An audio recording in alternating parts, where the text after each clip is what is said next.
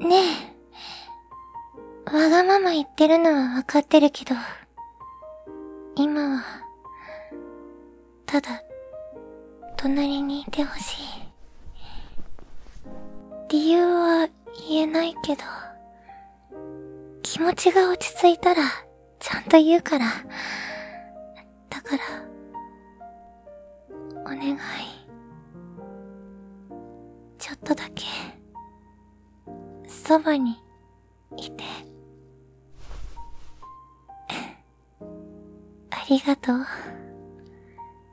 いつも優しくしてくれて、甘えさせてくれて。だから私は、君から離れられないんだよな。